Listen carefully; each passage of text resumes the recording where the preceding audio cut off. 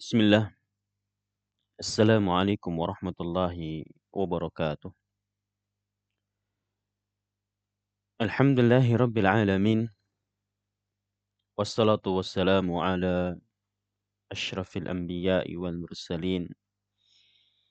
Wa ala alihi wa ashabihi wa man ihtada bihudahu ila yaumiddin. Amma ba'du. Abna'i ya talabah rahimani Allah wa iyyakum. Alhamdulillahi rabbil alamin. Segala puji bagi Allah Subhanahu wa taala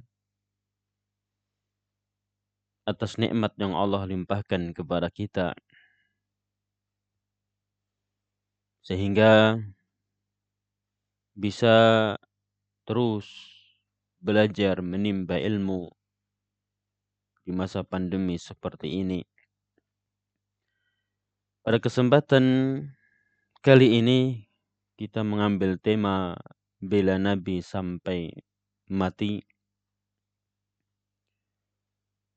yang merupakan kewajiban kita semua seorang muslim maupun muslimah, terkhusus kita sebagai para penimba ilmu, penuntut ilmu.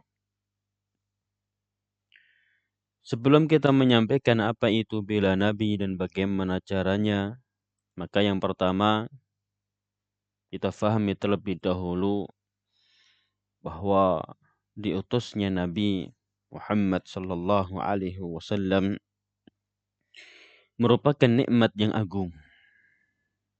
Bahkan nikmat dengan diutusnya Rasulullah sallallahu alaihi wasallam nikmat yang besar, melebihi nikmat makan dan minum. Kita semua sadar dan meyakini makan, minum itu nikmat yang besar.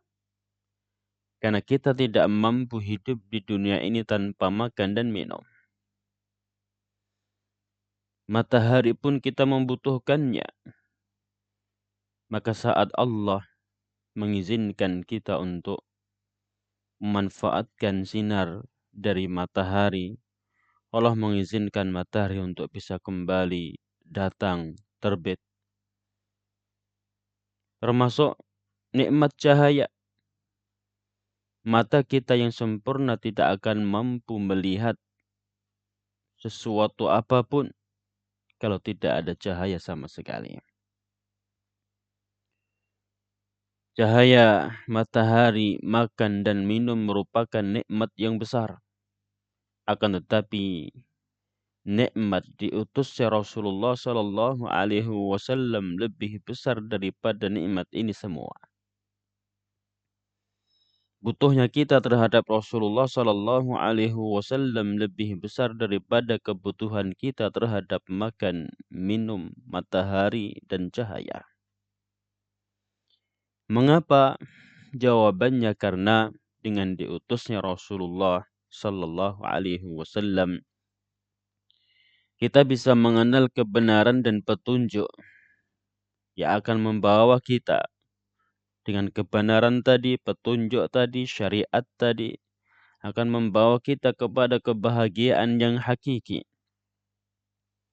yaitu kebahagiaan di dunia dan kebahagiaan di akhirat, yaitu kebahagiaan yang kekal, bukan kebahagiaan yang semu, sepintas lalu bahagia, akan tetapi tidak berlangsung dalam waktu yang lama, kebahagiaan tersebut akan sirna dan hilang. Itu semua tentunya bisa didapatkan kalau kita mengikuti petunjuk Rasulullah sallallahu alaihi wasallam. Jikalau hanya tidak bisa makan dan minum, maka dampak paling fatal kita akan mati.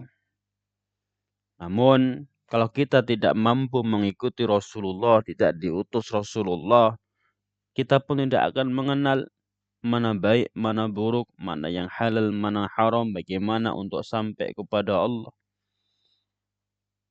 Sehingga dengan alasan dan sebab ini semua, nikmat diutusnya Rasulullah dan sekarang kita termasuk masih menjadi umatnya Rasulullah sallallahu alaihi wasallam merupakan nikmat yang besar. Karena itu nikmat yang besar, maka tentunya kita harus berupaya untuk mensyukurinya. Di antara bentuk syukur atas nikmat ini dengan membela Rasulullah, mengagungkan Rasulullah, mencintai Rasulullah, maka kita katakan membela Nabi merupakan kewajiban kita. Sekaligus bentuk syukur kita kepada Allah atas nikmat ini. Di antara dalil yang menunjukkan wajibnya kita membela Rasulullah, mengagungkan Rasulullah, yang pertama firman Allah, فَالَّذِينَ آمَنُوا بِهِ وَعَزَّرُوهُ وَنَصَرُوهُ وَاتَّبَعُوا النُّورَ الَّذِي أُنْزِلَ مَعَهُ أُولَئِكَ هُمُ الْمُفْلِحُونَ. أُولَئِكَ هُمُ الْمُفْلِحُونَ. Ayat ini dalam surat Al-A'raf ayat 157, yang artinya adapun orang-orang yang beriman kepadanya, yaitu kepada Rasulullah, wa azzaruhu, dan memuliakan Rasulullah, wa nasaruhu, dan menolong atau membela. Lihat, orang yang beriman memuliakan dan membela Rasulullah, mengikuti cahaya yang terang yang diturunkan kepadanya, itu Al-Quran. Apa balasannya? Ulaika humul muflihun. Mereka itulah orang-orang yang beruntung. Ayat ini menunjukkan kepada kita kalau ingin beruntung, yaitu menggapai surganya Allah, menggapai ridha Allah, selamat dari neraka, selamat dari murkanya Allah. Di antara yang harus kita lakukan adalah membela Rasulullah wa nasaruhu. Menunjukkan kepada kita membela Rasulullah sebab keberuntungan seseorang. Menunjukkan kepada kita bahwa membela Nabi itu merupakan kewajiban kita. Ayat berikutnya yang merupakan juga dalil, wa anzalna al-hadida fihi ba'sun syadid wa manafi'u lin-nas wa liya'lam Allahu man yansuruhu wa rusulahu bil ghaibi innallaha qawiyyun aziz. Dan kami menciptakan besi yang mempunyai kekuatan hebat dan banyak bermanfaat. Ini semua nikmat yang Allah berikan kepada kita. Tujuannya apa? Liya'lamallahu man yansuruhu wa rusulahu. Agar Allah mengetahui siapa di antara hambanya yang menolongnya, menolong agamanya, menolong Allah dan Rasulnya. Ya. Maka tujuan adanya segala nikmat yang Allah berikan kepada kita agar Allah tahu, agar terbedakan mana hambanya yang membela nabinya dan mana hambanya yang tidak membela nabinya. Kemudian juga firman Allah dalam surat Al-Anfal ayat 72, wa inistansarukum fid dini fa'alaikumun nasr. Jika mereka meminta pertolongan kepadamu dalam urusan pembelaan agama, maka kamu wajib memberikan pertolongan. Ayat ini menunjukkan kepada kita kalau saudara kita seiman, seakidah meminta pertolongan kepada kita untuk membela agama, kita wajib menolongnya. Apalagi kalau Rasulullah Shallallahu Alaihi Wasallam tentunya lebih utama untuk kita bela. Kemudian juga dalil yang lain dalam hadis, Ibnu Abbas menuturkan bahwa dulu pernah ada seorang laki-laki yang memiliki ummu walad. Ummu walad adalah budak wanita yang melahirkan anak untuk tuannya. Budak yang digauli oleh tuannya kemudian melahirkan anak disebut ummu walad. Ummu walad itu nanti tidak boleh diperjualbelikan. Tatkala tuannya meninggal, maka otomatis ummu walad merdeka. Intinya memiliki ummu walad. Darinya, dari Ummu Walad ini memperoleh 2 anak laki-laki yang nampak seperti permata, eloknya, bagusnya. Kan tetapi ternyata Ummu Walad tersebut biasa memaki Nabi Shallallahu Alaihi Wasallam. Laki tadi sudah berusaha melarangnya dengan keras, tapi Ummu Walad tersebut tetap meneruskan celaannya. Hingga suatu malam Ummu Walad tersebut kembali memaki Nabi Shallallahu Alaihi Wasallam. Akhirnya lelaki tersebut bangkit meraih mikwal atau cangkul. Ia pun menekan perut wanita tadi hingga mati. Kemudian Nabi Shallallahu Alaihi Wasallam ketika mengetahui cerita sampai kepada beliau bersabda, ketahuilah aku bersaksi bahwa darahnya tiada harganya. Artinya tidak mengapa ditumpahkan darahnya, dibunuh. Menunjukkan kepada kita bahwa wajib membela Nabi. Sampai di sini seorang sahabat pun membunuh budaknya atau Ummu Waladnya karena memaki dan mencela Nabi Muhammad sallallahu alaihi wasallam. Masih dalil yang lain dari hadis rawahu Imam Muslim an Abi Ruqayyah Tamim ibnu Aus ad-Dari radhiyallahu an. Nabi sallallahu alaihi wasallam qala ad-dinu an-nasihah. Agama itu nasihat. Qulna, kami berkata, liman, bagi siapa ya Rasulullah? Qal, lillah, bagi Allah. Wali kitabih, untuk kitabnya. Wali rasul dan rasulnya. Wali a'immatil muslimina wa ammatihim, untuk para imam, pemimpin kaum muslimin dan kaum muslimin secara umum. Hadis ini menegaskan kepada kita bahwa agama tidak mungkin tegak tanpa mewujudkan nasihat. Dan di antara nasihat adalah nasihat untuk Rasulullah. Nasihat untuk Rasulullah Shallallahu Alaihi Wasallam artinya, sebagaimana jelaskan Imam An-Nawawi menjelaskan arti nasihat lil Rasulihi, amman nasihatu li Rasulillah Sallallahu Alaihi Wasallam. Adapun bentuk nasihat untuk Rasulullah adalah fatasdiquhu ala risalah, membenarkan Rasulullah atas misinya, atas kerasulannya, wal imanu bi jami'i ma ja'a bih, beriman, percaya terhadap seluruh yang dibawa oleh Rasulullah. Wa ta'atuhu fi amrih, menaati perintah Rasulullah. Wa nahyih, dan melanggalkan larangannya. Wa nusuratuhu, dan menolong, membela, memperjuangkan Rasulullah hayyan, baik saat beliau Rasulullah masih hidup, wa maitan, maupun ketika sudah wafat. Maka kalimat wa nusratuhu hayyan wa mayitan menunjukkan kepada kita kewajiban bagi kita untuk membela Rasulullah sallallahu alaihi wasallam. Akhwati fillah rahimanallahu wa iyyakum. Kenapa kita wajib membela Rasulullah? Karena sejarah mencatat bahwa penghinaan, mencaci maki Rasulullah itu terjadi terus dan terus. Dan Allah memang kehendaki itu terjadi. Agar kita bisa termasuk dari umat Rasulullah yang membela beliau. Di antara contoh penghinaan atas Nabi yang terjadi di zaman dulu adalah penghinaan, fitnah, caci maki, tekanan psikologis, intimidasi fisik terus datang silih berganti bertubi-tubi menyerang sosok Nabi Muhammad sallallahu alaihi wasallam. Caci maki sebagai orang gila, pendusta, tukang sihir, disakiti, dicekik, bahkan ingin dibunuh. Itu Rasulullah ketika belum masih hidup. Puncaknya gangguan atas Rasulullah adalah gerakan rahasia sekutu beberapa kabilah Arab untuk membunuh Nabi Muhammad. Ini penghinaan yang kurang, apalagi lebih besarnya.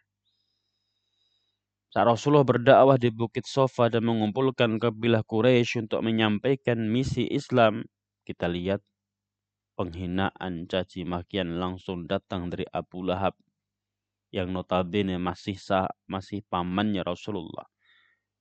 Ketika mengumpulkan dan berdakwah, Abu Lahab mengatakan, "Tabban lak, sungguh celaka bagimu wahai Muhammad. Apakah engkau mengumpulkan kami karena perkara sepele ini?"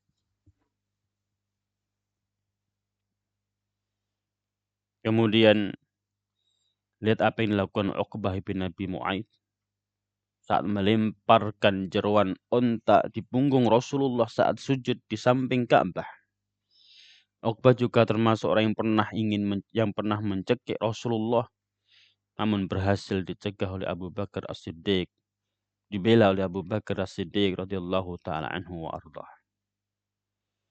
Itu contoh penghinaan di zaman Nabi saat Rasulullah masih hidup dan terus berlangsung di Mekah maupun di Madinah. Bahkan setelah Rasulullah wafat pun penghinaan terus terjadi. Adapun penghinaan di zaman sekarang adalah dengan adanya ini pada tahun 2005 di surat kabar harian konservatif Denmark, Jillian Posten menerbitkan 12 gambar karikatur untuk Nabi dengan tajuk wajah Muhammad, menggambarkan dengan gambaran yang buruk untuk Rasulullah Sallallahu Alaihi Wasallam. Dicetak ulang tahun 2006, kembali 2008 ada, 2015 dan yang terakhir 2020 penghinaan Nabi oleh Presiden Perancis.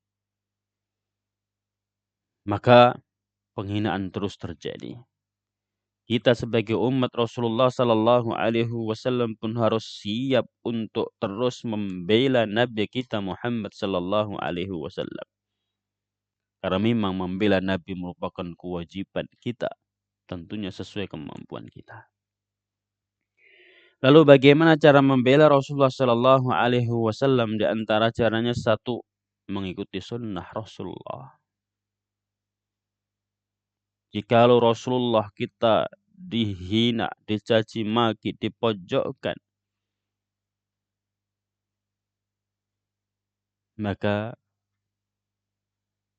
cara membela Nabi yang terbesar, hidupkan sunnah-sunnah Rasulullah. Itu akan membuat mereka orang-orang kafir murka, marah.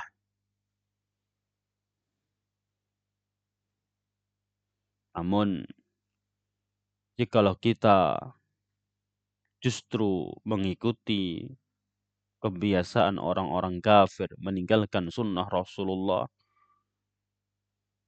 itu justru kita mendukung penghinaan terhadap Nabi kita. Cara yang lain adalah dengan menaati mengikuti petunjuk Rasulullah dalam perkataannya, perbuatan, akhlak, jual beli, ibadah, ikuti. Tidak ada petunjuk yang bagus sempurna daripada petunjuk Rasulullah Sallallahu Alaihi Wasallam. Bukan malah membeo kepada orang-orang Barat, mengikuti mereka dalam segala hal, dalam hukum mengikuti orang-orang Barat.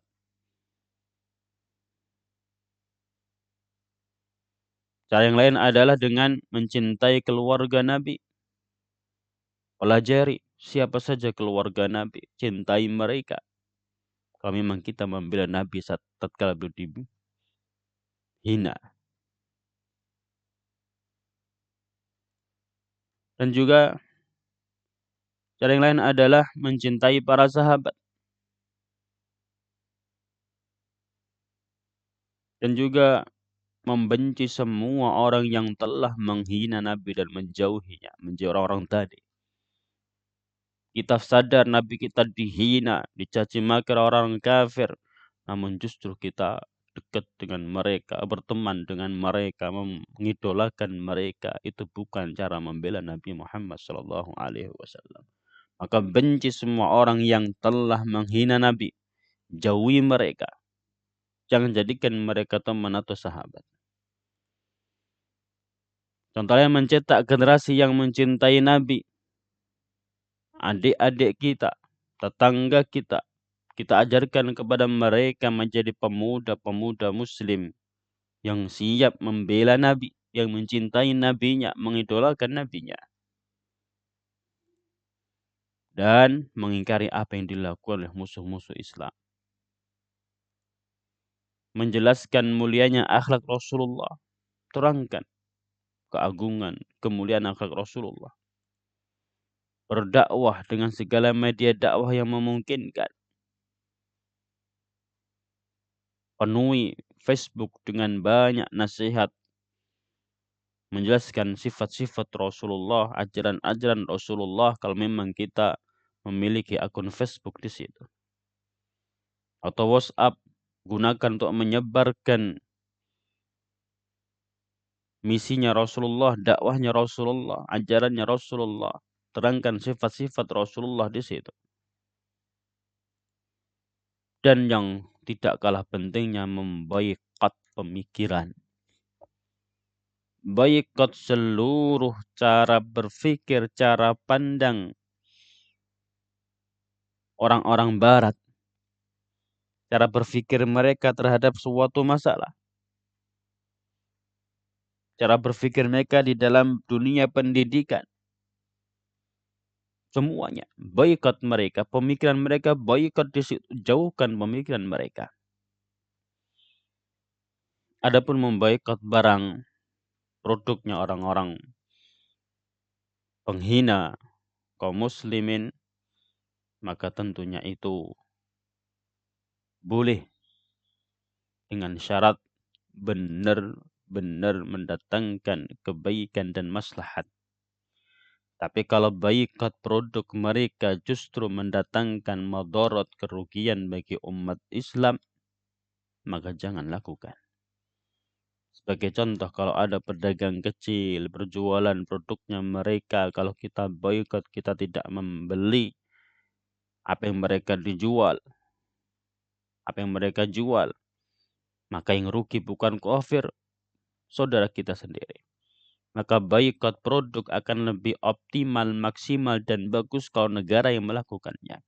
Tapi kalau hanya secara individual, maka silahkan kembalikan baik dan buruknya. Kalau baik, lakukan. Kalau tidak, maka tidak mengapa tidak memboikot mereka. Kemudian juga mendoakan keburukan untuk para penghina Nabi, boleh, silahkan. Bukan maafkan. Doakan keburukan untuk mereka para penghina Nabi Muhammad sallallahu alaihi wasallam. Ikhwani fillah rahimanallahu wa iyyakum. Renungan penutup untuk materi kita hari ini, bela Nabi sampai mati, yang merupakan kewajiban kita untuk menunjukkan bagaimana kita umat Nabi benar-benar umatnya atau bukan. Kita nanti termasuk kelompok yang membela ataukah tidak. Tentunya kita membela Nabi Muhammad sallallahu alaihi wasallam sesuai kemampuan kita. Kita seorang santri, maka kewajiban kita membela Nabi bentuknya paling utama belajar. Pelajari sifat-sifat Rasulullah, pelajari ajaran Rasulullah, dakwahkan untuk diri kita utamanya, keluarga kita, tetangga kita, terus meluas kepada seluruh kaum muslimin. Itu pembelaan terhadap Nabi yang terbesar dan paling besar mendatangkan manfaat. Adapun demo tidaklah mendatangkan manfaat. Maka dengan membela Nabi Muhammad sallallahu alaihi wasallam, kita berharap termasuk ke dalam sabda Rasulullah sallallahu alaihi wasallam, anta ma'a man ahbabta. Engkau akan bersama dengan orang-orang yang engkau cintai. Jadi kalau sekarang kita mencintai Rasulullah, membela Rasulullah, harapannya nanti kita dibangkitkan bersama Rasulullah. Menjadi sahabatnya Rasulullah, temannya Rasulullah, dekat dengan Rasulullah. Na'udzubillahi min dzalik, kalau sampai nanti kita dibangkitkan, dikumpulkan bersama orang-orang yang kita idolakan, dari pemain bola, bintang-bintang dalam bintang-bintang film, artis, penyanyi, dan lain sebagainya. Besar harapan kita kalau nanti kita mampu membela Rasulullah. Termasuk dalam hadis ini, anta ma'a man ahbabta. Akhwani fillah rahimanallahu wa iyyakum. Demikian materi kita pada kesempatan hari ini. Kita mohon kepada Allah Subhanahu wa taala agar diberikan keteguhan dalam hati kita untuk mencintai Rasulullah. dan diberikan keteguhan dalam hati kita untuk senantiasa membela Rasulullah sampai akhir hayat kita. Agar kita diberikan hidayah, dipilih termasuk orang-orang yang membela Rasulullah dengan cara yang benar. Demikian, wassallallahu wasallam ala Muhammad wa ala alihi wa ashabihi wa man ihtada bihudahu ila yaumiddin. Ya muqallibal qulub tsabbit qulubana ala dinik. Subhana rabbika rabbil izzati amma yasifun. Wassalamun alal mursalin. Walhamdulillahi rabbil alamin. Wassalamu alaikum warahmatullahi wabarakatuh.